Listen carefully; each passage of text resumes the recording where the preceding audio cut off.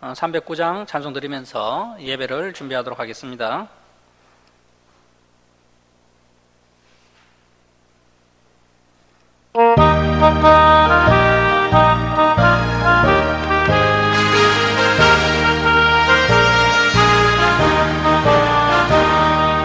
마른 내 영혼 주가 이미 허락한 그 귀한 영생수 주여 갈망합니다. 그 약속 따라서 있어 간구하오니 오 주여 내 기도 거두어주소서. 예수의 사랑 예수의 사랑 바다 물결같이 내게 임하니 영광의 물결에 물결이 쌓여서 내 영혼의 기쁨 달려오라. 내게 약속한 금비 내려주시며 은혜의 저구름 건너편에 돌아 이어진 교라 내게 밝히오니 나 힘을 다하여 주께 간구합니다. 예수의 사랑 예수의 사랑 바다 물결같이 내게 임하니 영광의 물결에 물결이 쌓여서 내 영혼의 기쁨 달려오라. 내의 소낙빛 지금 흡족히네요. 구원의 큰 강물 흘러타고 넘쳐서 내 주와 모든 게 씻어버리니 나 지금 은혜를 충만하게 바라네. 예수의 사랑 예수의 사랑 바다 물결같이 내게 임하니 영광의 물결에 물결이 쌓여서 내 영혼의 기쁨 달려오라. 그 차고 넘치는 주의 은혜의 물결 힘차게 밀려와 내게 만족합니다. 오 할렐루야로 주를 찬송하오니 내 맘의 기쁨이 항상 충만합니다.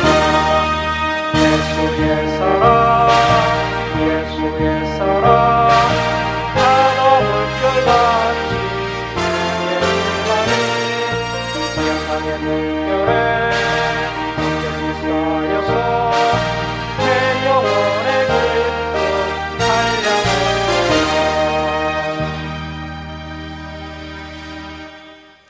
524장 찬송 드립니다.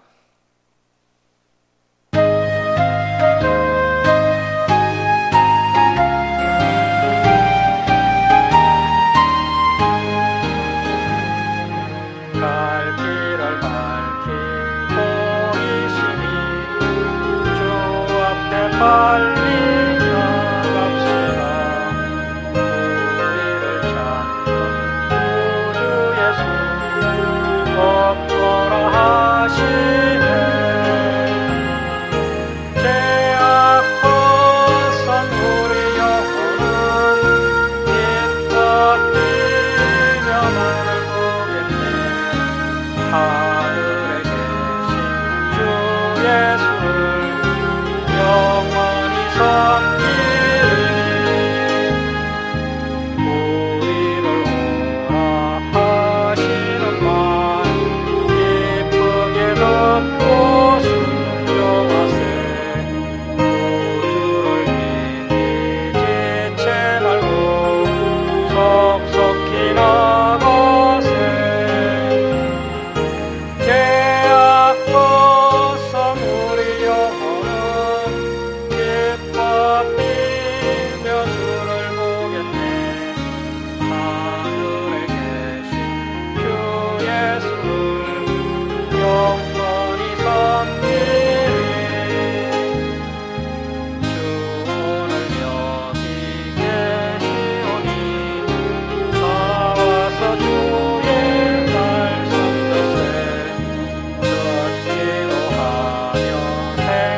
생각하니 참 신기시로다.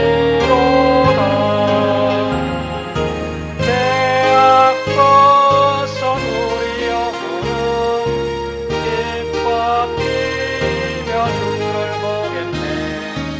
하늘에 계신 주 예수를 영원히 섬기리.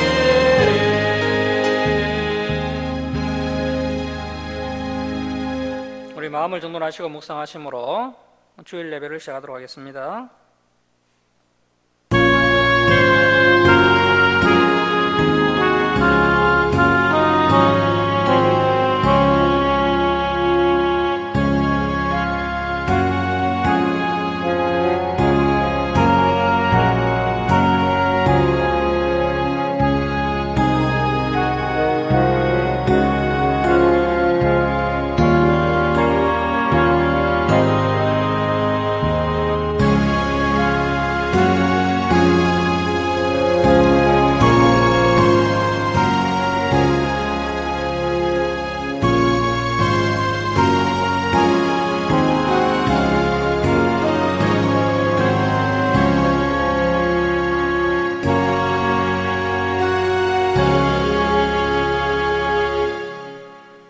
너희는 여호와의 선하심을 맛보아할지어다.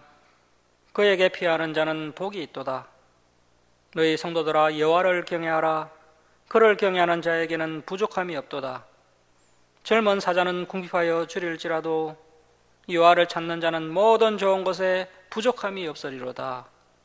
하나님은 영이시니 예배하는 자가 영과 진리로 예배할지니라. 아멘. 사랑의 하나님 아버지, 이 시간 저희들이 창조주 하나님께 찬송과 경배를 올려드리오니 저희들의 예배를 기뻐 받아 주옵소서. 저희들이 온유하고 겸손한 마음으로 하나님의 생명의 말씀을 가슴판에 새기는 시간 되게 하시고, 지난 삶을 돌아보며 회개하며 다시 새 힘을 공급받는 귀한 은혜의 시간 되게 하여 주옵소서. 감사드리며 예수님의 이름으로 기도드립니다. 아멘. 일어서셔서 21장 찬송 드리겠습니다.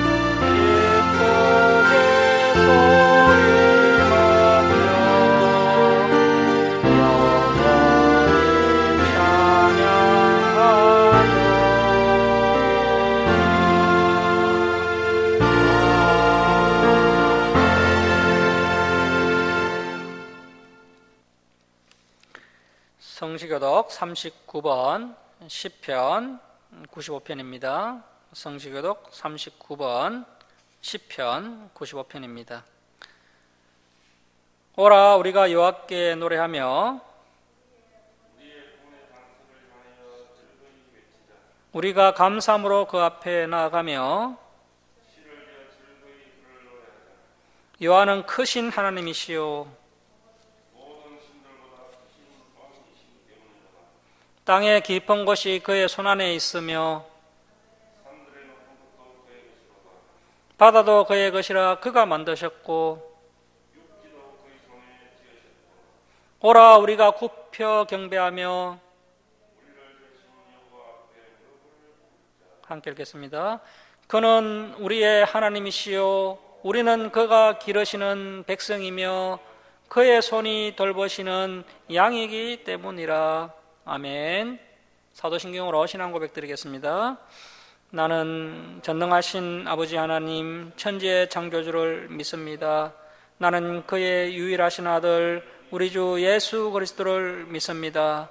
그는 성령으로 잉태되어 동정녀 마리아에게 나시고 본디오 빌라도에게 고난을 받아 십자가에 못 박혀 죽으시고 장사된 지 사흘 만에 죽은 자 가운데서 다시 살아나셨으며 하늘에 오르시어 전능하신 아버지 하나님 우편에 앉아 계시다가 거기로부터 살아있는 자와 죽은 자를 심판하러 오십니다.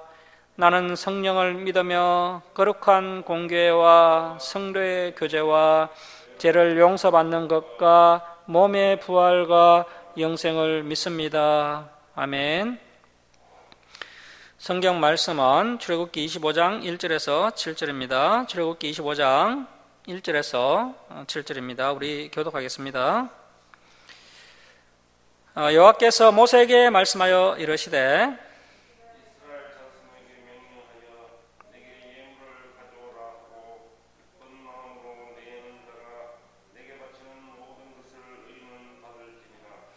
너희가 그들에게서 받을 예물은 이러하니 금과 은과 놋과 청색, 자색, 홍색 실과 가는 배실과 염소털과 붉은 물들인 순양의 가죽과 해달의 가죽과 조각목과 정류와 단위에 드는 향과 분양할 향을 만들 향품과 함께 읽겠습니다.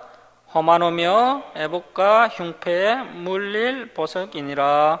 아멘. 자리에 앉아 주시기 바랍니다. 문길동 집사님 기도해 주시겠습니다.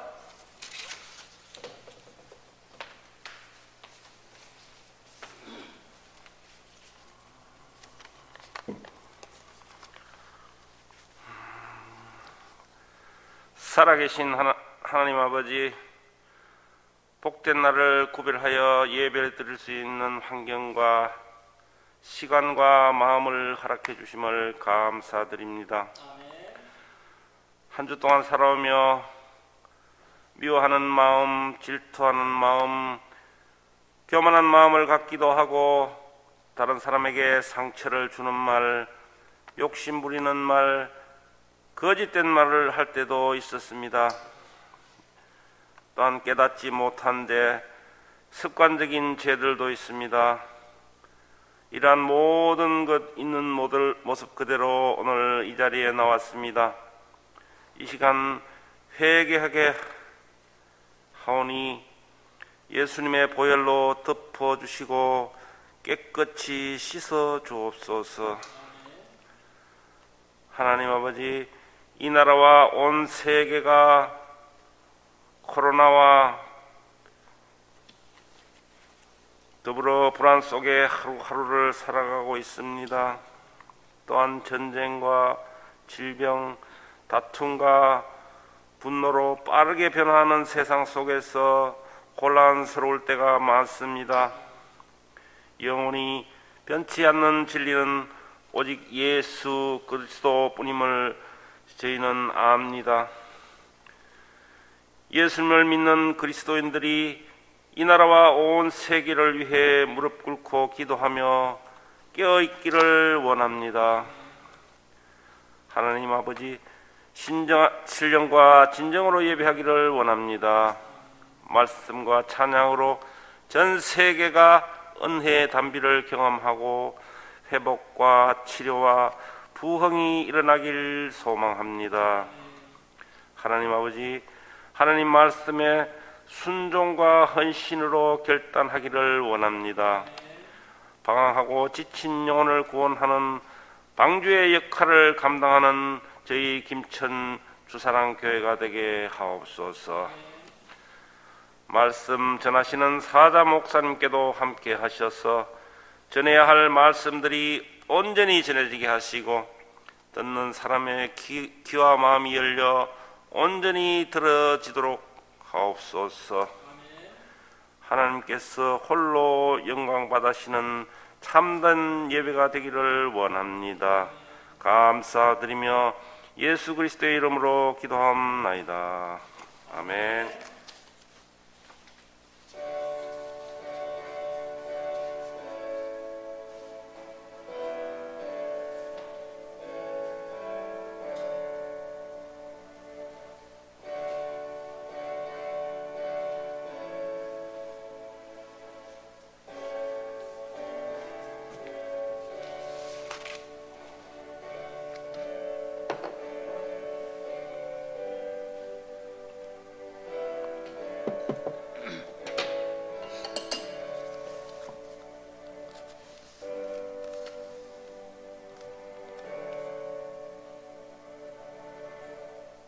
(304장) 찬송 드리겠습니다. 304장 찬송 드립니다.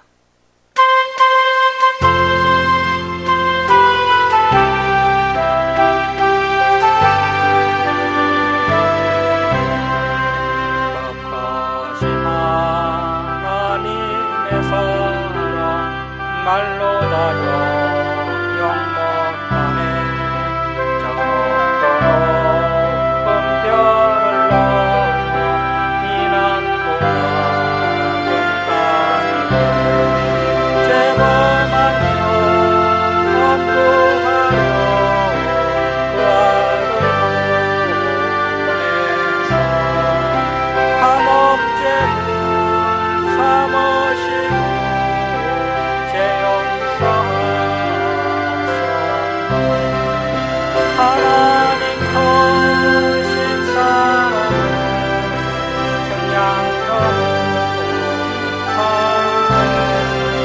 영원히 변치 않는 사랑 선보여 전하세.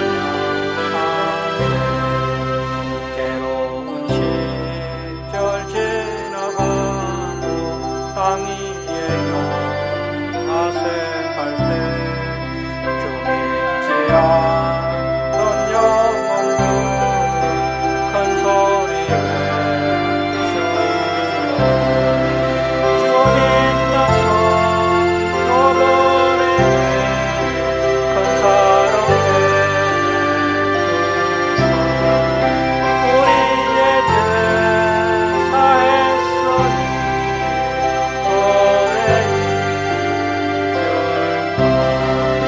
하나님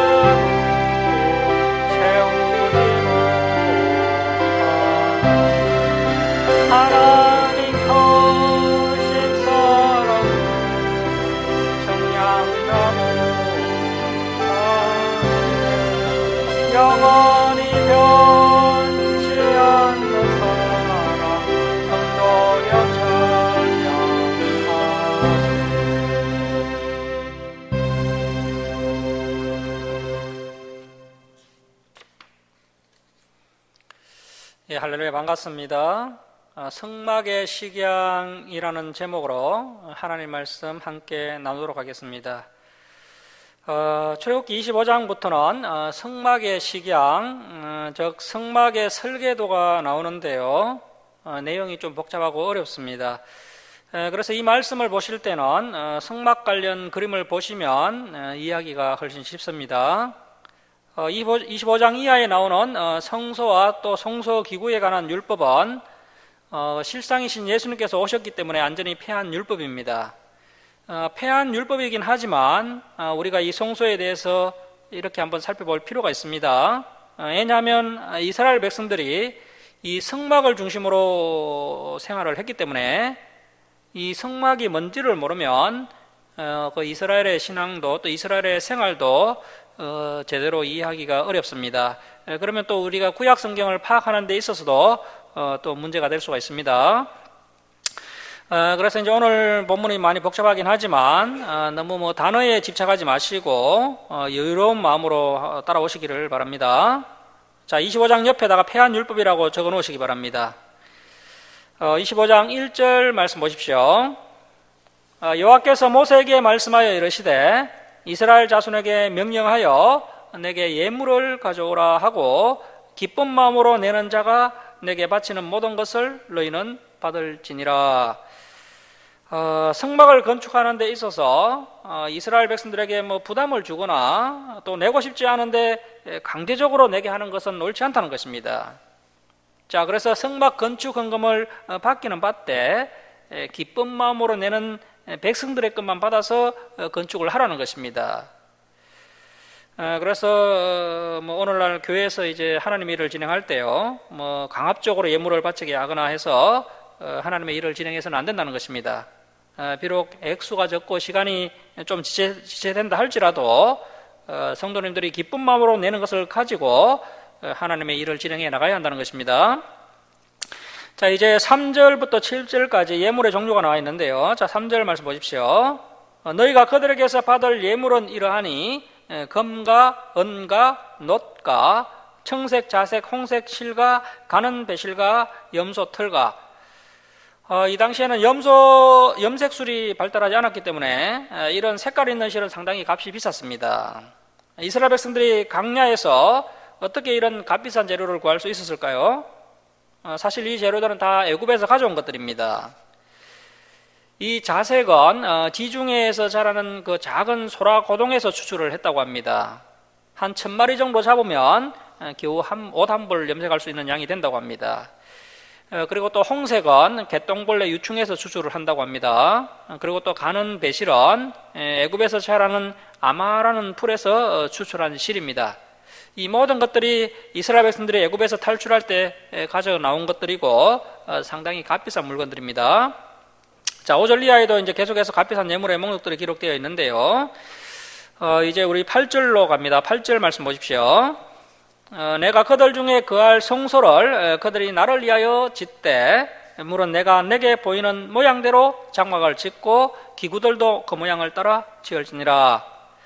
자, 모세가 40일 동안 시내산에 올라가서 그 십계명 두 돌판만 받은 것이 아니라 이 성막의 설계도와 또 성막 기구에 대한 설계도도 함께 받은 것입니다. 모세는 설계도대로 성막 건축에 필요한 자재를 백성들에게 받아서 이제 성막과 성막 기구들을 만들어야 합니다.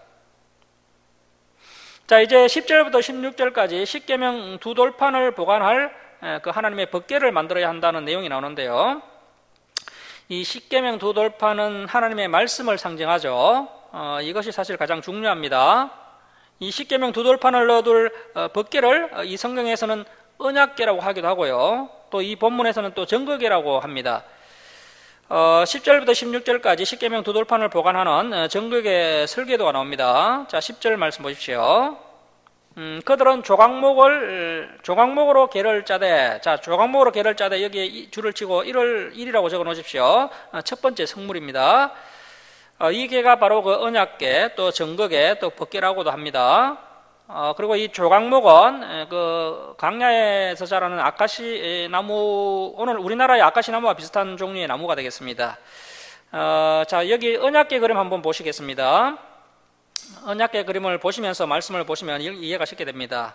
자, 보시면 계속 말씀 보시면 길이는 2규빗 반, 한 규빗은 손끝에서부터 발꿈치까지가 한 규빗인데요. 팔이 긴 사람은 더 길 것이고 짧은 사람은 더 짧아지겠죠. 그래서 평균적으로 한 규빗은 약 45cm 정도 됩니다. 그래서 2규빗 반이면 약 113cm 정도 됩니다. 그래서 이제 길이가 약 113cm, 너비는 또 한 규빗 반, 너비가 68cm, 그리고 높이는 한 규빗 반, 높이도 68cm가 되게 하고, 자, 그래서 이제 길이가 113cm, 너비는 68cm, 높이는 또 68cm로 궤를 짜야 됩니다. 자, 11절입니다. 너는 순금으로 그것을 싸되, 또 이 궤를 순금으로 또 싸야 됩니다. 순금으로 싸되 그 안팎을 싸고, 바깥만 싸는 것이 아니라 안쪽도 금으로 다 싸고, 이쪽 가장자리로 돌아가며 금태를 두르고, 금고리 넷을 부어 만들어 그 네 발에 달되 이쪽에 두 고리 저쪽에 두 고리를 달며, 그래서 저기 그림을 보시면은 금고리가 달려 있죠. 모세는 하나님께서 말씀하시면 이것을 또 자세히 받아 적었습니다. 뭐 요즘 같으면 이렇게 카톡으로 도면이나 그림을 보내주면 금방 알아볼 건데요. 이 당시에는 뭐 그런 것이 없기 때문에 이렇게 하나님께서 말씀으로 전달해 주셨고, 모세가 또 그것을 그대로 적어서 또 말씀대로 이것을 만들었기 때문에 만들기가 쉽지 않았을 겁니다. 자, 13절입니다. 조각목으로 채를 만들어 금으로 싸고, 이 언약궤를 이제 제사장들이 메고 갈 수 있도록 조각목으로 또 이제 긴 채를 만들었는데요. 이 채도 또 금으로 다 쌌습니다. 그 채를 궤 양쪽 고리에 끼어서 궤를 매게 하며, 자, 궤를 매게 하며 줄을 칩니다. 다윗이 이 말씀만 제대로 알았더라도 실수를 하지 않았겠죠. 다윗이 이제 궤를 수레에 싣고 옮기다가 우사가 죽었지 않습니까? 이 언약궤는 반드시 제사장들이 메고 옮겨야 됩니다.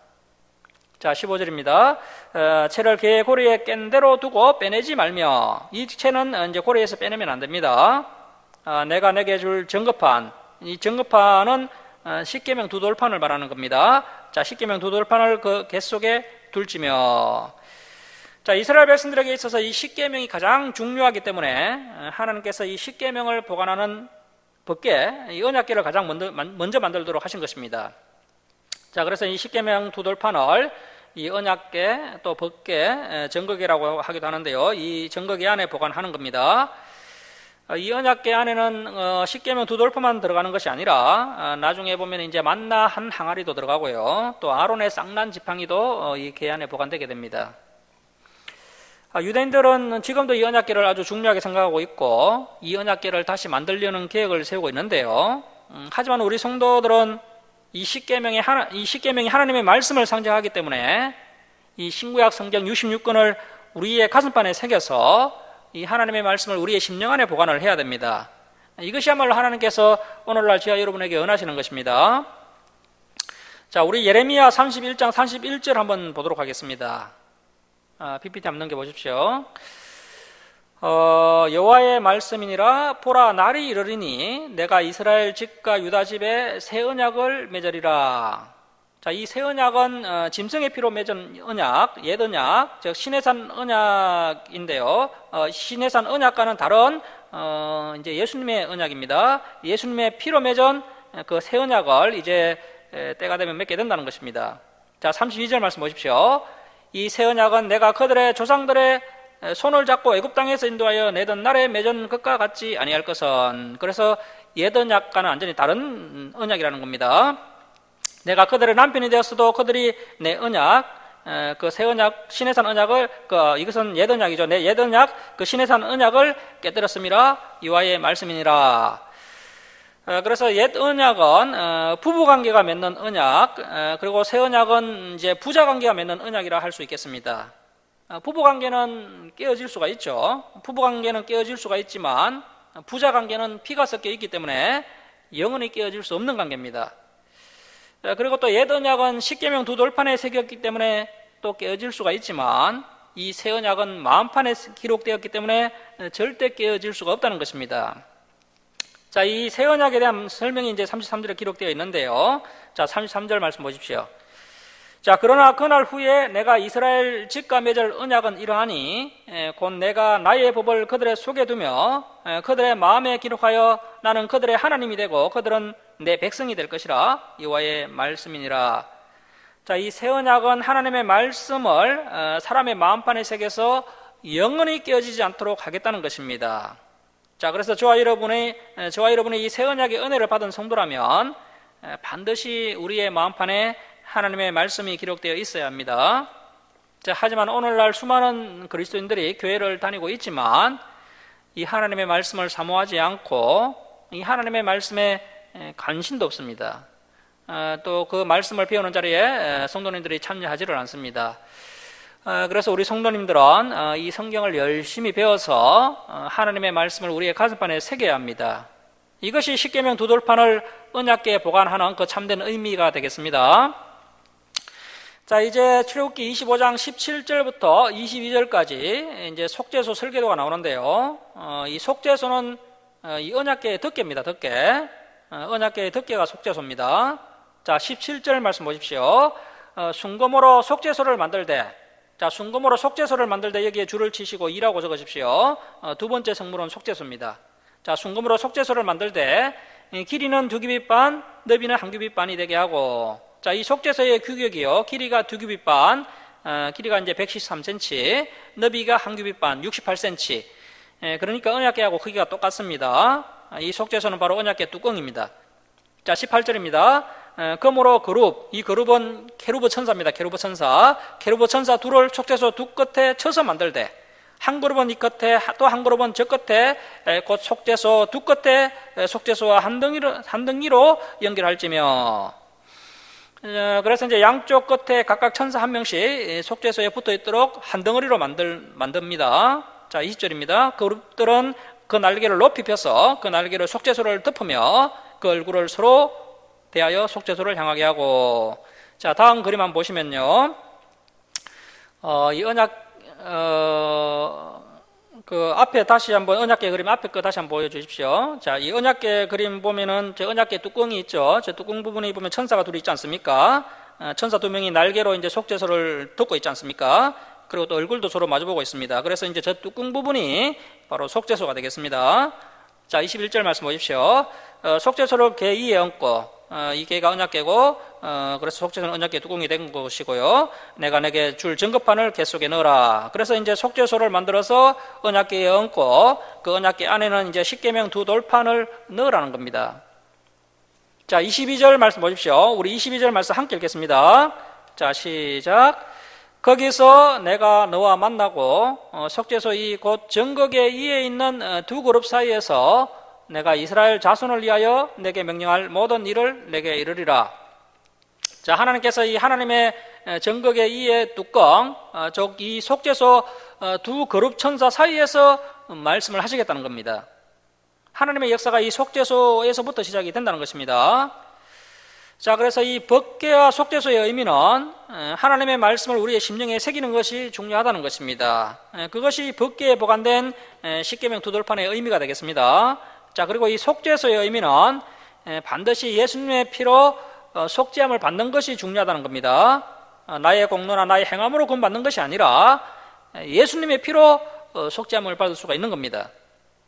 자, 그래서 이 법궤와 속죄소를 공부하는 저와 여러분은 이 하나님의 말씀이 우리의 가슴판에 잘 새겨지고 있는지, 그리고 예수님의 피를 믿는 믿음이 우리에게 있는지 한번 돌아봐야 됩니다. 반드시 하나님의 말씀과 예수님의 피가 있을 때 우리가 하나님을 만날 수 있다는 것입니다. 자, 그래서 예배 시간에 하나님의 말씀이 바르게 선포되는 것과 또 그 말씀을 가슴판에 새기는 것과 또 예수님의 보혈을 믿는 믿음이 너무나 중요합니다. 그래야 하나님을 만날 수가 있습니다. 자, 이제 23절부터 30절까지는 진설병을 두는 떡상에 관한 설계도가 나오는데요. 자, 진설병 상 그림을 보시면서 말씀을 보시기 바랍니다. 자, 23절 말씀 보십시오. 너는 조각목으로 상을 만들 때, 자, 상을 만들 때 여기에 줄을 치시고 3이라고 적으십시오. 이 상이 이제 진설병 떡상인데요. 세 번째 성물입니다. 길이는 2규빗, 길이는 90cm, 너비는 1규빗, 45cm, 높이는 1규빗 반, 68cm가 되게 하고, 순금으로 싸서 주위에 금태를 두르고 그 주위에 손바닥 넓이만한 턱을 만들고 그 턱 주위에 금으로 태를 만들고. 자, 그래서 그림을 보시면 떡상 모서리에 이제 턱을 올리고 금으로 다 쌌습니다. 그것을 위하여 금고리 넷을 만들어 또 금고리 넷을 만듭니다. 그래서 이제 내 발이 내 모퉁이에 달되 턱 곁에 붙이라. 이 고리도 뭐 밑에 다는 것이 아니라 이에 이제 상당히 견고한 자리에 붙였습니다. 이는 상을 맬 채를 깰 것이며 또 조각목으로 그 채를 만들고 금으로 써라. 상을 이것으로 맬 것이니라. 너는 대접과 숟가락과 병과 붓는 잔을 만들되 순금으로 만들며 상위에 진설병, 자, 진설병 줄을 칩니다. 이 진설병의 뜻이 하나님의 얼굴 앞에 놓인 떡이라는 뜻입니다. 그래서 진설병을 두어 항상 내 앞에 있게 할지니라. 그래서 이제 6개씩 두 줄로 해서 총 12개의 떡을 일주일간 진설하게 됩니다. 하나님의 존전 앞에 두었다가 일주일이 지나면 이제 묵은 떡은 제사장들이 이 떡으로 식사를 하고요. 새로운 떡으로 다시 진설을 합니다. 그래서 저와 여러분도 매주일 새로운 마음으로 하나님께 예배드릴 수 있는 성도가 되어야 한다라는 것입니다.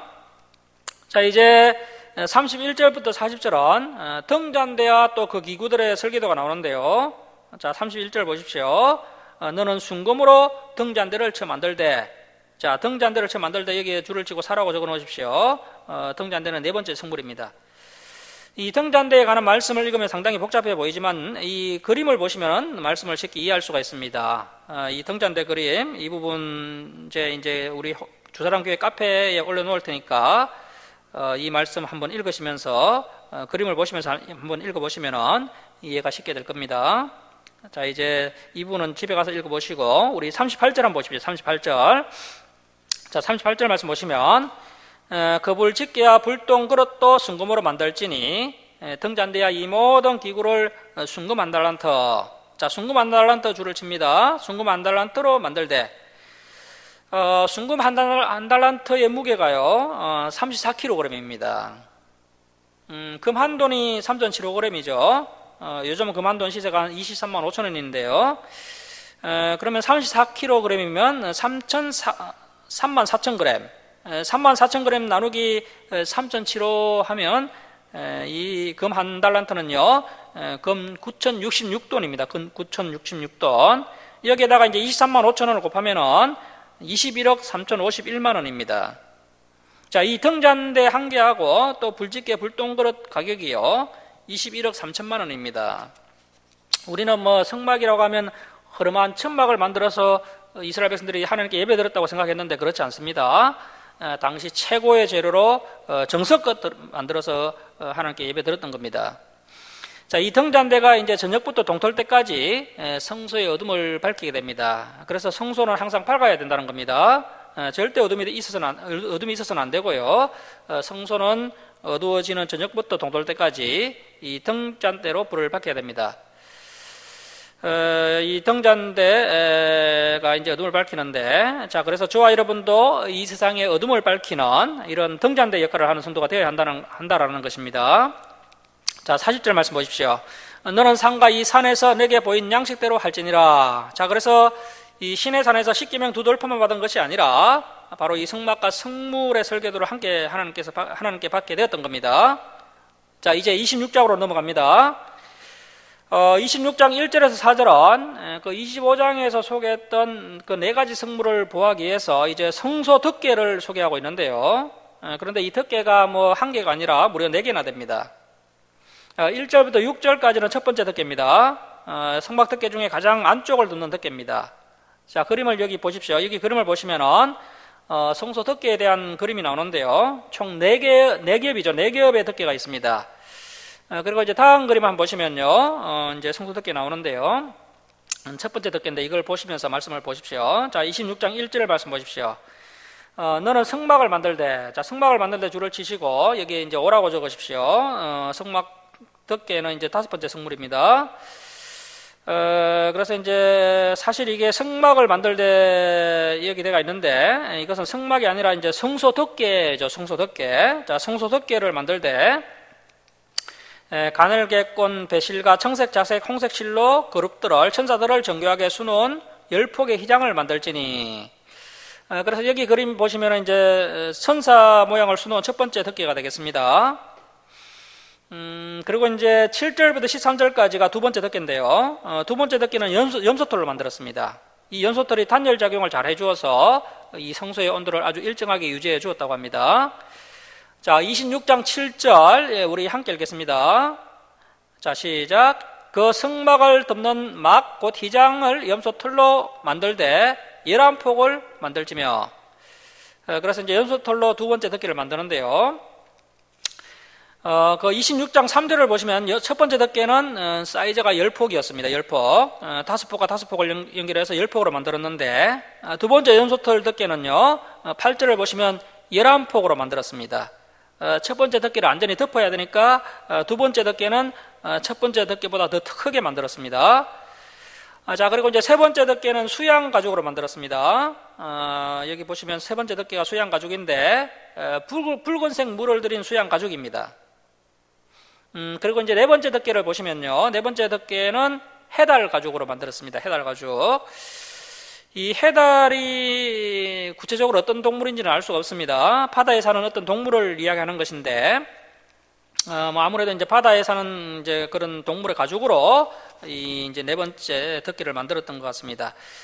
이 네 번째 덮개는 가장 외부에 있는 덮개이기 때문에요, 비와 바람, 또 태양, 또 추위 같은 것에 직접 노출되기 때문에 가장 질기고 가장 치밀한 이 해달 가죽으로 만들어서 덮었습니다. 자, 14절 말씀 보십시오. 붉은 물 들인 순양의 가죽으로 막의 덮개, 세 번째 덮개를 만들고 또 해달의 가죽으로 그 윗덮개, 마지막 네 번째 덮개를 만들지니라. 그래서 그림에서 보신 것처럼 총 4겹으로 이제 성소를 덮었고요. 그 성소 안에는 이제 출애굽기 25장에 나오는 그 4가지 귀중한 성물을 넣어서 보호를 하였던 것입니다. 자, 그리고 이제 15절부터 30절까지는 이 성소의 뼈대, 성경에는 널판이라고 이야기하는데요, 그 뼈대에 대한 설계도가 나옵니다. 자, 15절 말씀 보십시오. 너는 조각목으로 성막을 위하여 널판을 만들어 세우되. 자, 너는 조각목으로 성막을 위하여 널판을 만들어 세우되. 여기에 줄을 치고 유르기라고 적으십시오. 자, 성소 널판을 보시면서, 그림을 보시면서 말씀을 보십시오. 자, 16절입니다. 각 널판의 길이는 10규빗, 너비는 1규빗 반으로 하고. 자, 이 널판의 길이가 10규빗이면요, 4.5m입니다. 4.5m. 그래서 이 성소의 바닥에서부터 전정까지 높이가요, 4.5m가 됩니다. 상당히 높죠. 그리고 널판 한 개의 너비는 1규빗 반, 한 68cm 정도 됩니다. 널판 한 개가 이제 폭이 한 68cm 정도가 됩니다. 자, 18절 말씀 보십시오. 너는 성막을 위하여 널판을 만들되 남쪽을 위하여 널판 20개를 만들고. 그래서 널판이 한쪽 면이 20개고 반대편에 또 20개가 들어갑니다. 이 널판 하나의 너비가 한 68cm 정도 되니까요, 68cm 곱하기 20개 하면 성소의 가로 길이가 13.6m가 나옵니다. 그리고 높이는 또 4.5m가 되는 거죠. 자, 19절입니다. 선우 널판 아래에 은받침 40개를 만들지니. 은받침을 널판 아래에 만들어서 이쪽 널판 아래에도 그 두 촉을 위하여 두 받침을 만들고, 저쪽 널판 아래에도 그 두 촉을 위하여 두 받침을 만들지며. 아무래도 이 널판이 나무다 보니까 이제 또 바닥 부분에 이제 직접 닿는 부분이다 보니까요, 비가 오거나 또 습기가 차면 이 널판이 썩을 우려가 있기 때문에 그것을 방지하기 위해서 이렇게 바닥 부분에는 은받침으로 이렇게 만들어라, 이렇게 말씀하고 계십니다. 자, 20절 말씀 보십시오. 성막 다른 쪽 곧 북쪽을 위하여도 널판 20개로 하고, 성막 뒤 곧 그 서쪽을 위하여도 널판 6개를 만들고. 자, 동쪽이 성소 입구고요, 서쪽이 그 입구 반대쪽입니다. 그래서 이제 널판 6개니까 6 곱하기 널판 너비 68cm 하면요, 약 4m가 됩니다. 4m. 그러니까 성소의 길이는 13.6m, 그리고 폭은 3m, 그리고 높이는 4.5m. 이것이 이제 성소의 규격이 되겠습니다. 그래서 이 성소의 이제 평수가 얼마나 되느냐 한번 환산해 보니까요, 한 16.5평 정도 됩니다. 그렇게 크지는 않죠, 평수가. 16.5평 정도가 됩니다. 자, 23절 말씀 보십시오. 성막 뒤 두 모퉁이 쪽을 위하여 널판 2개를 만들되, 자, 끝에 모서리 부분에는 널판을 하나씩 더 받쳐서 아주 견고하게 지탱을 했습니다. 그래서 이제 성소에 널판이 몇 개가 들어가느냐 하면 남쪽이 20개, 북쪽이 20개, 또 서쪽에 6개, 서쪽 모퉁이에 2개에서 총 48개가 들어가게 되고요. 입구 쪽에는 널판이 없습니다. 입구는 빼고 이제 조각목으로 만든 48개의 널판이 들어가게 됩니다. 그리고 이제 그림에서 보는 널판 바닥에는 은받침대를 대고요. 각 널판이 또 따로 놀지 않도록 하나가 되도록 고리를 만들고 거기에다가 또 나무띠를 꽂아서 아주 견고한 벽체가 되도록 했던 겁니다. 자, 그래서 이제 앞에서는 설계도, 어떻게 설계도가 나왔고, 성소 뼈대가 되는 널판도 나왔고요. 이제 지성소와 성소를 구분하는 휘장을 만들어야 되는데요. 자, 그래서 이제 31절부터 37절까지는 휘장에 대한 설계도가 나옵니다. 자, 휘장 그림 한번 넘겨보실까요? 그래서 이제 자세히 보시면요. 바깥쪽이 성소 휘장이고요. 입구 쪽이죠. 입구 쪽이 성소 휘장이고, 그리고 안쪽이 이제 지성소 휘장입니다. 지성소 휘장. 예수님께서 십자가 위에서 죽으실 때 이 지성소 휘장이 찢어졌습니다. 이 지성소는 성소의 맨 안쪽에 있는 곳입니다. 이 지성소 안에는 1년에 한 번 대속죄일에 대제사장만 들어갈 수가 있습니다. 자, 하지만 예수님께서 십자가 위에서 죽으실 때 이 지성소 휘장이 찢어졌습니다. 하나님과 우리 사이를 가로막고 있던 이 죄 문제가 완전히 해결되었기 때문에 이제 우리 성도님들은 이제 예수님의 이름으로 담대하게 하나님 아버지께 언제든지 나아갈 수 있게 된 것입니다. 자, 이 지성소 휘장, 성소 휘장, 이 두 휘장을 만들라는 말씀이 31절부터 37절까지 기록되어 있습니다. 31절부터 35절까지는 지성소 휘장, 36절과 37절은 성소 휘장에 대해서 말씀하고 있습니다. 자, 31절 말씀 보십시오. 너는 청색, 자색, 홍색 실과 가늘게 꼰 배실로 짜서 휘장을 만들고, 자, 휘장을 만들고 줄을 치고 칠이라고 적습니다. 그 위에 그룹들을 정교하게 수놓아서, 그룹, 케루브 천사죠. 그래서 이제 그 지성소 휘장, 다음 그림 한번 보실까요? 다음 그림 보시면 이제 지성소 휘장인데요. 지성소 휘장을 보시면 천사들을 이렇게 정교하게 수놓았습니다. 자, 32절 말씀 보십시오. 32절. 금 갈고리를 네 기둥 위에 늘어뜨리되 그 네 기둥을 조각목으로 만들고 금으로 싸서 네 은받침 위에 둘지며 그 휘장을 갈고리 아래에 늘어뜨린 후에 그 정극의 언약궤죠. 언약궤를 그 휘장 안에 들어놓아라. 그래서 그 정극의 언약궤를 지성소 안에 들여다 놓으라는 겁니다. 그 휘장이 너를 위하여 성소와 지성소를 구분하리라. 자, 그래서 이 휘장을 딱 들여놓아서 이제 안쪽이 지성소가 되고 바깥쪽이 성소가 되는 겁니다. 이 지성소에는 오직 대제사장 아론만 들어갈 수가 있습니다. 자, 다음 그림 한번 보시면요. 여기가 이제 지성소 안에 있는 그림인데요. 지성소의 그림인데요. 이 지성소 안에는 대제사장만 들어갈 수가 있고요. 지성소와 성소는 이제 휘장으로 이렇게 구분을 하고 있고, 이 지성소 안에는 하나님의 언약궤만 보관되어 있습니다. 자, 34절 말씀 보십시오. 자, 너는 지성소에 있는 정극의 위에 속죄소를 두고, 자, 이 속죄소 우리가 앞에서 살펴봤었죠. 이 속죄소를 우리 성도님들이 이 지성소나 성소처럼 어떤 장소로 오해하는 경향이 있는데요. 이 지성소, 성소처럼 또 속죄소라고 해서 이 소자가 들어가니까 이제 장소로 오해하는 경향이 있는데, 이 속죄소는 그 정극의 언약궤의 뚜껑 부분이라고 제가 말씀을 드렸습니다. 그래서 이 부분을 이번 기회에 잘 알아놓으셔야 됩니다. 우리 성도님들이 이제 성경을 그리스도인들에게, 다른 성도님들에게 속죄소가 뭔지 아는가 물어보십시오. 대부분 잘 모를 겁니다. 어떤 장소로 오해하는데 이 속죄소는 장소가 아니라 언약궤 뚜껑입니다. 이 속죄소를 다른 말로 시온소, 시온자라고 하기도 하고요. 또 하나님의 법궤라고 하기도 합니다. 다 같은 뜻입니다. 자, 35절 말씀 보십시오. 자, 그 휘장 바깥 북쪽에, 그래서 지성소 바깥쪽이니까 이제 성소가 되죠. 자, 다음 그림 한번 보십시오. 이제 성소 그림인데요. 성소 그림. 자, 이 성소는 이제 그 바깥쪽입니다. 바깥쪽. 지성소 바깥쪽에. 그래서 이제 성소 북쪽에 진설병 상을 놓고, 그러니까 이제 이 상은 진설병을 놓는 떡상이고요. 그리고 남쪽에 등잔대를 놓아 상과 마주하게 할지며, 그 이제 금으로 만든, 금 34kg으로 만든 등잔대를 남쪽에 두어서 이제 감람유 기름으로 항상 불이 켜져 있도록 한 겁니다. 그래서 진설병상과 등잔대가 성소에서 이렇게 서로 마주보도록 배치하라는 겁니다. 자, 36절입니다. 청색, 자색, 홍색 실과 가늘게 꼰 실로 수를 놓아 짜서 성막문을 위하여 휘장을 만들고 그 휘장문을 위하여 기둥 5을 조각목으로 만들어 금으로 싸고 갈고리도 금으로 만들지며 또 그 기둥을 위하여 받침 5개를 노소로 부어 만들지니라. 그래서 앞에 그림 7번 다시 한번 돌려보십시오. 7번 다시 한번 돌려보시면은 앞에 보면 기둥이 있죠. 5개의 기둥이 있습니다. 이 기둥은 조각목으로 만들고요. 금으로 싸고 기둥 받침대는 또 노소로 만들었습니다. 여기에 이제 청색, 자색, 홍색 실과 가늘게 꼰 배실로 수놓아서 짠 그 성소 휘장을 만들어서 이렇게 입구를 가렸던 거죠. 이것이 이제 문이 되는 겁니다. 문이. 자, 이제 성소와 지성소에 들어갈 성물들의 설계도가 분향단 빼고는 다 완성이 되었습니다. 이 분향단 설계도는 그 뒤쪽에 30장 1절에 나옵니다.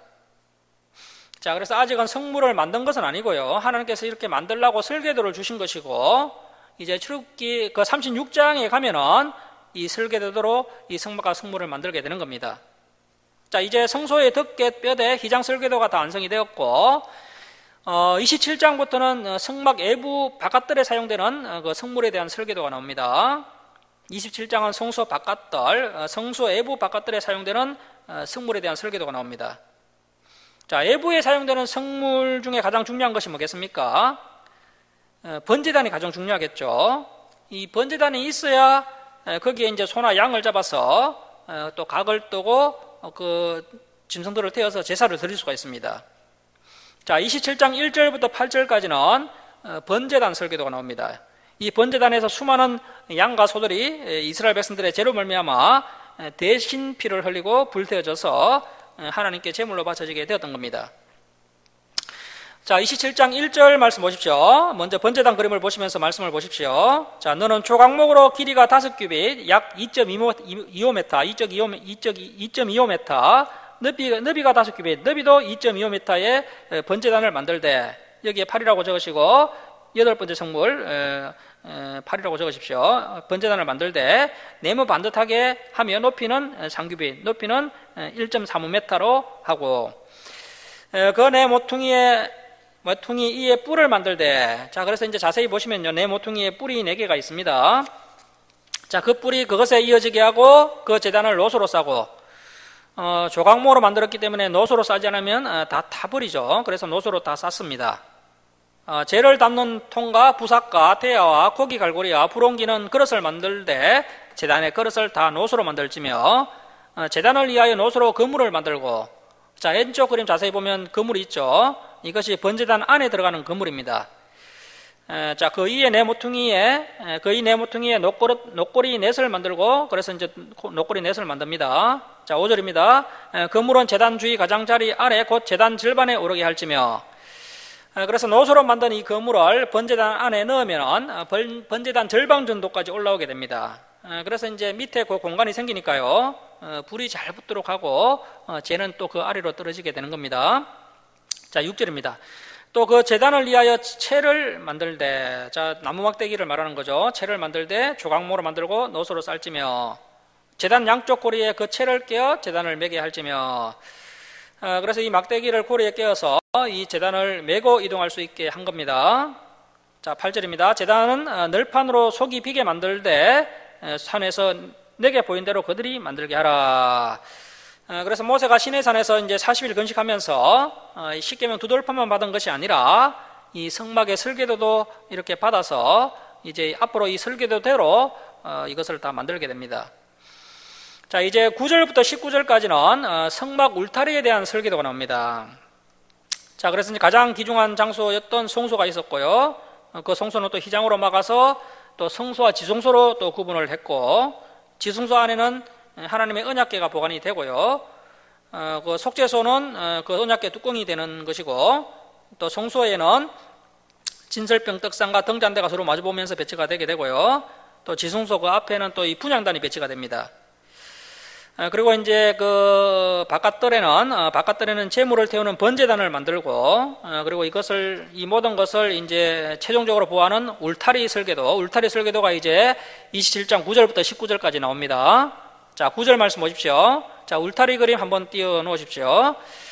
자, 9절 말씀 보시면, 너는 성막의 뜰을 만들지니, 자, 성막의 뜰을 만들지니 줄을 치고 구라고 적으십시오. 성막의 울타리를 만들라는 겁니다.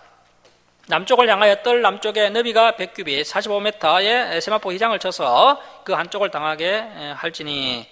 자, 그 기둥이 서물이며, 그래서 이제 왼쪽과 오른쪽 기둥이 서무개가 됩니다. 그 받침 서물은 노소라고, 그 기둥의 갈고리와 가름대, 이 가름대는 고리입니다. 고리는 은으로 할지며. 그래서 이 성막을 울타리로 치는데 세로 길이가 45m, 가로 길이가 22.5m, 그리고 성막으로 들어가는 문을 만드는데 문의 크기는 한 9m가 됩니다. 9m. 그리고 이 울타리 높이는 2.25m가 됩니다. 이 울타리가 2.25m니까 바깥에서는 이 성막 안을 볼 수가 없습니다. 자, 이제 20절과 21절에는 등잔대 기름 관리법에 대한 이야기가 나오는데요. 자, 20절 말씀 보십시오. 20절입니다. 너는 또 이스라엘 자손에게 명령하여 감나무로 짠 순수한 기름, 자, 줄을 칩니다. 감나무로 짠 순수한 기름, 줄을 치고 10이라고 적으십시오. 이 감나무로 짠 순수한 기름은 올리브 기름입니다. 올리브 기름. 거름이 나지 않는 아주 좋은 순수한 올리브 기름입니다. 자, 이 등잔대가 성소 안에 있지 않습니까? 안에는 이제 밀폐된 공간이다 보니까요, 안 좋은 기름을 쓰면 거름이 나서 숨쉬기도 힘들고 안에 거름 때문에 시커멓게 변합니다. 그래서 이제 가장 좋은 올리브 기름으로 이렇게 등불을 밝혔습니다. 자, 그래서 감나무로 짠 순수한 기름을 등불을 위하여 내게로 가져오게 하고 끊이지 않게 등불을 켜되 아론과 그의 아들들로 해막한 정거기 앞 휘장 밖에서 저녁부터 아침까지 항상 요 앞에 그 등불을 보살피게 하라. 이는 이스라엘 자손이 대대로 지킬 규례이니라. 자, 그래서 이 등잔대 불이 꺼지지 않도록 계속해서 잘 지키라는 겁니다. 자, 이제 28장으로 넘어갑니다. 자, 28장 1절 말씀 보십시오. 너는 이스라엘 자손 중 내 형 아론과 그의 아들들 곧 아론과 아론의 아들들 나답과 아비우와 엘라살과 이다바를 그와 함께 내게로 나오게 하여 나를 섬기는 제사장 직분을 행하게 하되 내 형 아론을 위하여 거룩한 옷을 지어 영화롭게 아름답게 할지니.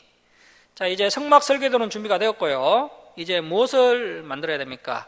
이 아론의 옷, 제사장의 옷을 만들어야 됩니다. 자, 다음 그림 한번 보십시오. 이 그림을 보시면 이제 말씀이 쉽게 이해가 됩니다. 자, 3절 말씀 보십시오. 너는 물은 마음에 지혜 있는 모든 자, 곧 내가 지혜로운 영으로 채운 자들에게 말하여 아론의 옷을 지어 그를 거룩하게 하여 내게 제사장 직분을 행하게 하라. 그들이 지을 옷은 이러하니 곧 흉패야. 자, 흉패는 이 그림을 보시면 가슴 부분에 그 장식용 보석입니다. 가슴에 보면 네모나게 이렇게 장식용 보석이 달려있죠. 에봇과 이 에봇은요, 아치마처럼 생긴 저 제사장 옷이고요. 겉옷과 반포속옷과 강갓띠라. 그들이 내 형 아론과 그 아들들을 위하여 거룩한 옷을 지어 아론이 내게 제사장 직분을 행하게 하라. 자, 이제 6절부터 43절까지는 제사장 옷에 대한 설계도가 나옵니다. 자, 6절입니다. 그들이 금실과 청색, 자색, 홍색 실과 가늘게 꼰 배실로 정교하게 짜서 에봇을 짓되, 자, 에봇을 짓되 줄을 치고 11이라고 적습니다. 이 에봇은 제사장용 앞치마가 됩니다. 앞치마. 자, 7절 말씀 보십시오. 그것에 어깨바지 둘을 달아 그 두 끝을 이어지게 하고 에봇 위에 매는 띠는 에봇 짜는 법으로 금실과 청색, 자색, 홍색 실과 가늘게 꼰 배실로 에봇에 정교하게 붙여 짤지며 호마노 2개를 가져다가 이것이 무슨 말씀이냐 하면요, 그 어깨를 짜서 몸통선하고 잘 붙이고요, 또 어깨에는 호마노 보석 2개를 그 어깨 안장처럼 붙이라는 겁니다. 자, 호마노 2개를 가져다가 그 위에 이스라엘 아들들의 이름을 새기되, 그래서 이스라엘 12지파의 이름을 새기라는 것이죠. 이 호마노가 어떻게 생기는지 다음 그림 한번 넘겨보십시오. 예, 이 호마노가 이렇게 생겼습니다. 자, 10절 말씀 계속 보십시오.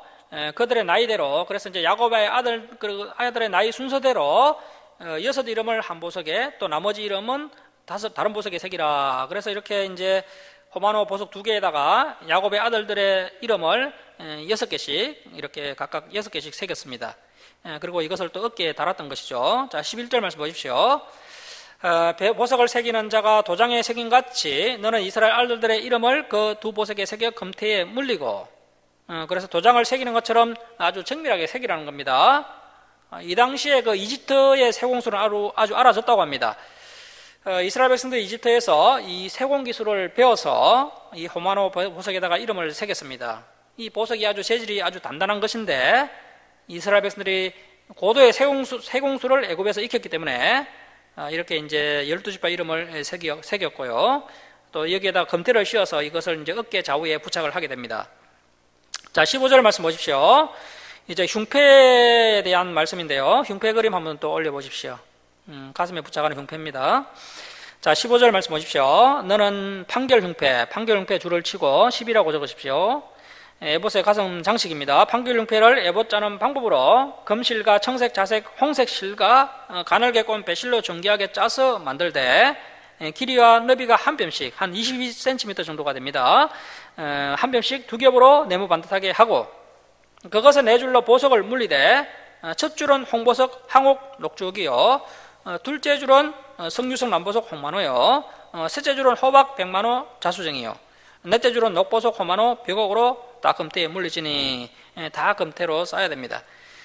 자, 우리 21절 함께 읽겠습니다. 자, 시작. 이 보석들은 이스라엘 아들들의 이름대로 12이라 보석마다 12지파에 한 이름씩 도장을 새기는 법으로 새기고, 자, 어깨에 붙이는 호마노에도 6명씩 12지파 이름을 새겼고요. 흉패에도 12개의 보석을 이렇게 붙이는데 각 보석마다 이스라엘 지파 이름을 다 새깁니다. 이 흉패에 붙인 보석이 정확히 어떤 보석인지는 잘 모릅니다. 하지만 이스라엘 백성들 엉커들이 가지고 있던 가장 그 진귀한 보석을 하나님께 예물로 드려서 이렇게 제사장이 입는 에봇을 만들었던 겁니다.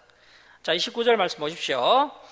아론이 성소에 들어갈 때에는 이스라엘 아들들의 이름을 기록한 이 판결 흉패를 가슴에 붙여 요 앞에 영원한 기념을 삼을 것이니라.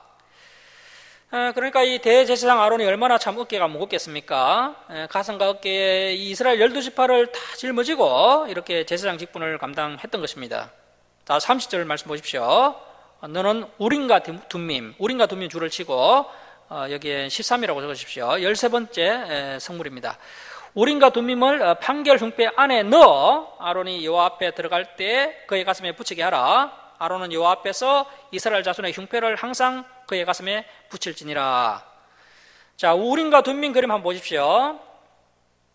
자, 다음 그림 한번 넘겨보시면 우림과 둠밈인데요. 이것은 이제 예측을 해서 만든 그림일 뿐이고요. 사실 우림과 둠밈이 어떻게 생겼는지 어떤 재질인지는 정확히 알 수가 없습니다. 확실한 것은 이것을 흉패 안에 보관했다는 겁니다. 이 우림이라는 뜻이 빛이라는 뜻이고요. 둠밈은 안전함이라는 뜻입니다. 그러니까 안전한 빛이라는 뜻이죠. 안전한 빛.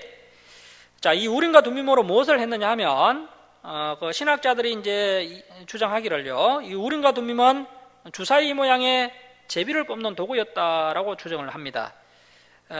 제사장이 하나님의 뜻을 구할 때 이것을 사용했다는 것이죠.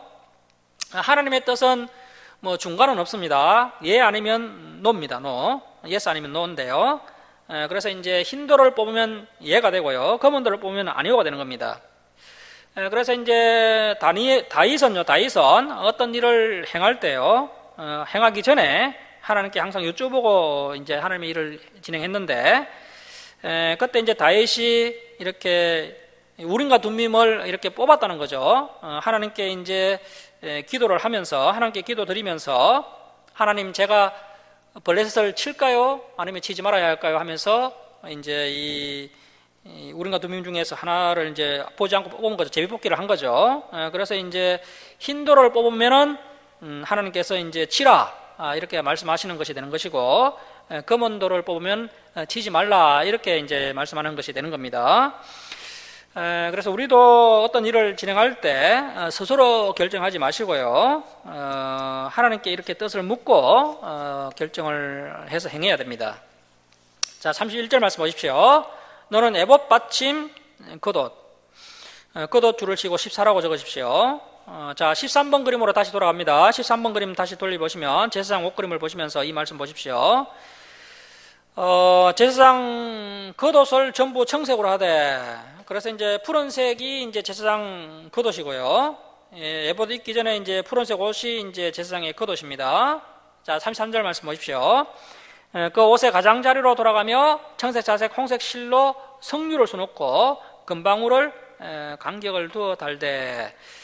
자, 17번 그림 보시면 이제 금방울, 석류와 금방울 그림이 있는데요. 그래서 청색 제사장 겉옷 제일 아랫부분에 이 그림처럼 이제 석류와 금방울을 달았습니다.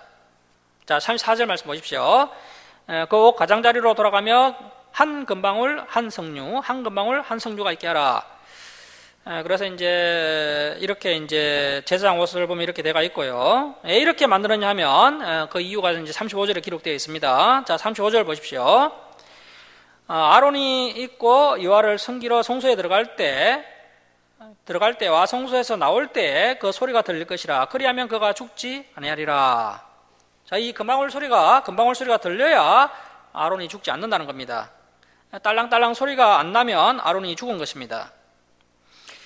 이 대제사장이 지성소에 1년에 한 번 그 대속죄일에 이제 속죄 제사를 드리러 들어갈 때 허리에 끈을 묶고 들어갔습니다.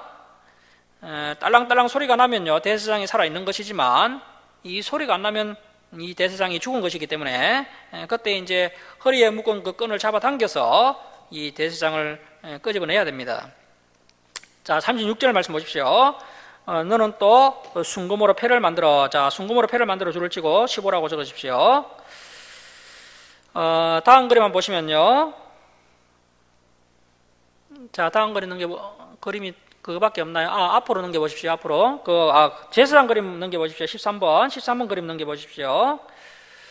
이 제사장 그림 다시 한번 보시면요. 이 패는 머리에 쓰는 간에 있는 패를 말하는 겁니다. 자, 패를 만들어 도장을 새기는 법으로 그 위에 새기되 여호와께 성기리라 하고, 그 패를 청색끈으로 간 위에 매되, 그래서 이제 끈으로 메어서 이렇게 머리에 쓰는 간 위에 매되 곧 간 전면에 있게 하라.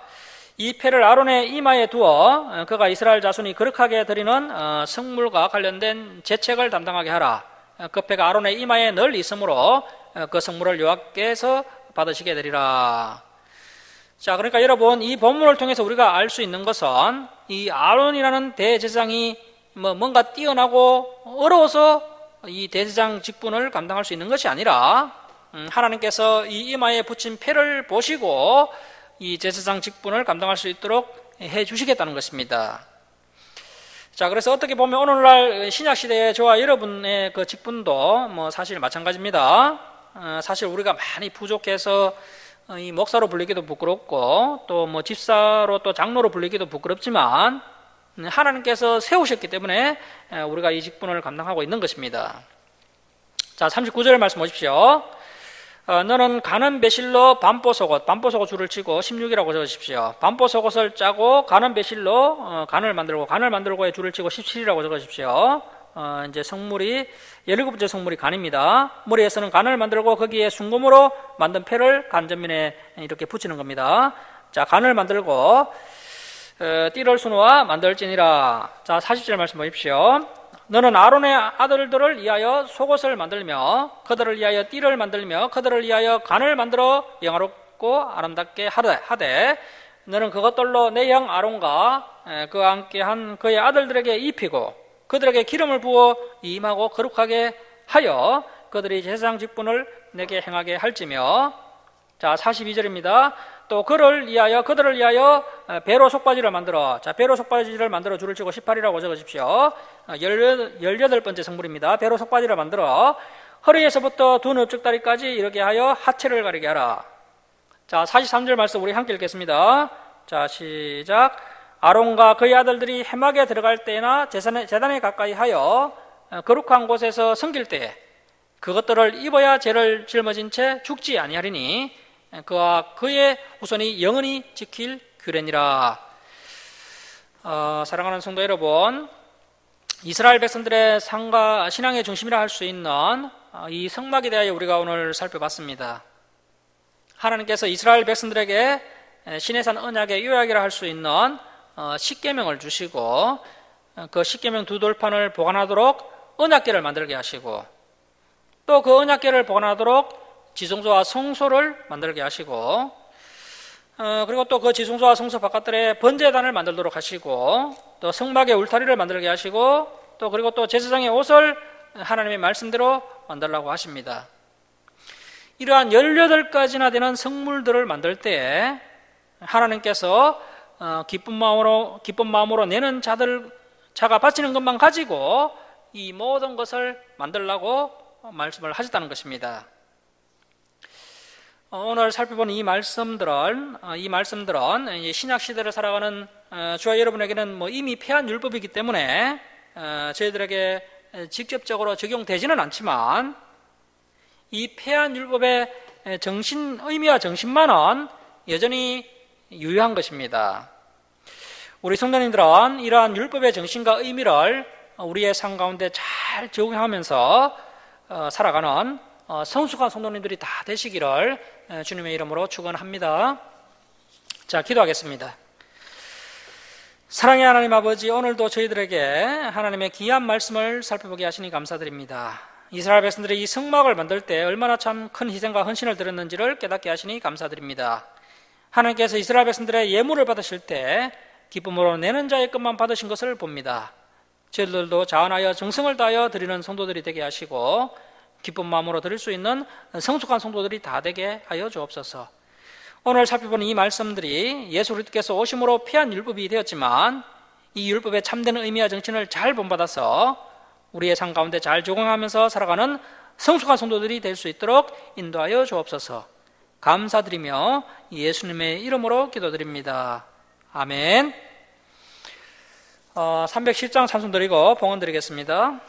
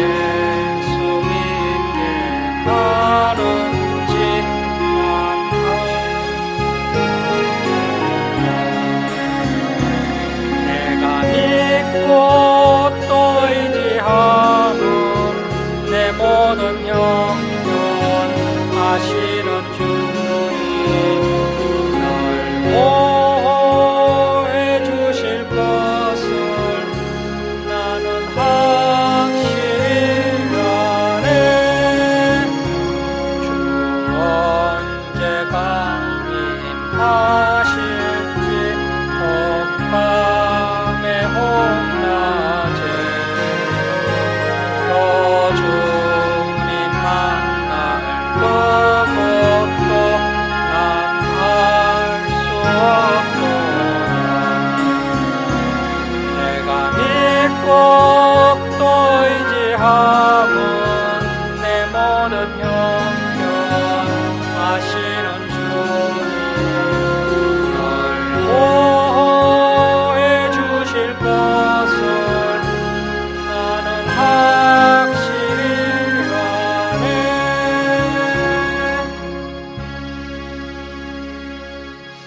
기도드리겠습니다. 11조 예물 올려드립니다. 그리고 감사 헌금 올려드립니다. 주정 헌금 올려드립니다. 기도하겠습니다. 사랑의 하나님 아버지, 오늘도 이렇게 귀한 말씀으로 저희들을 이끌어 주시니 감사합니다. 죄악 가운데 멸망당할 저희들 정말 독생자 예수 그리스도의 보혈로 구원하여 주시고 또 날마다 이렇게 진리로 인도해 주시니 감사드립니다. 저희들이 하나님의 크신 사랑과 은혜에 감사하며 또 저희들의 필요를 채워주심을 감사하며 하나님께 예물을 올려드립니다. 기뻐 받아 주옵소서. 이 예물을 올려드린 주님의 백성들, 주님께서 날마다 동행하여 주옵시고 또 주님께서 부족한 부분 아시오니 풍성하게 채워주시옵소서. 또 그들의 기도 응답하여 주시고 또 날마다 감사 기쁨이 넘쳐나게 하여 주옵소서. 이 예물을 주는 것마다 하나님의 영광이 나타나게 하여 주옵소서. 감사드리며 예수님의 이름으로 기도드립니다. 아멘.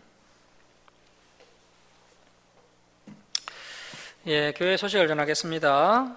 코로나가 다시 또 확산이 되고 있는데요. 항상 예방수칙 잘 지키셔서 건강을 잘 지키시기를 바랍니다. 4월 13일 화요일에 우리 교회에서 이제 경북로회 정기 범노회가 개최가 됩니다. 잘 개최될 수 있도록, 잘 될 수 있도록 기도해 주시고요. 그리고 인영애 집사님이 4월 13일 화요일에 또 백내장 수술을 하게 되었습니다. 잘 수술이 되어서 회복이 될 수 있도록 기도해 주시고요. 그리고 우리 최점용 성도님이 텃밭 정리를 잘 해주셨는데요. 주님의 이름으로 감사드립니다. 그리고 혜연 형제가 이제 최종 면접이 남아 있는데 이번에 좀 면접 잘 보아서 합격할 수 있도록 함께 기도해 주시기 바랍니다. 주일 예배 때 살펴봤던 말씀들 한 주간 동안 복습하시고요. 다음 주일에 진행될 말씀들도 미리 읽어오시면 좋겠습니다. 자, 일어서셔서 5장 찬송 드리고 축도로 예배를 마치겠습니다.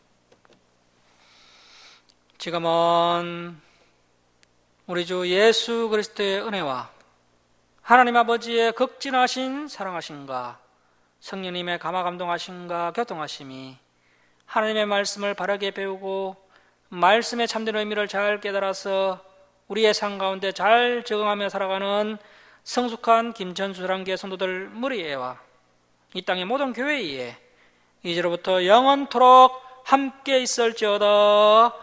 아멘.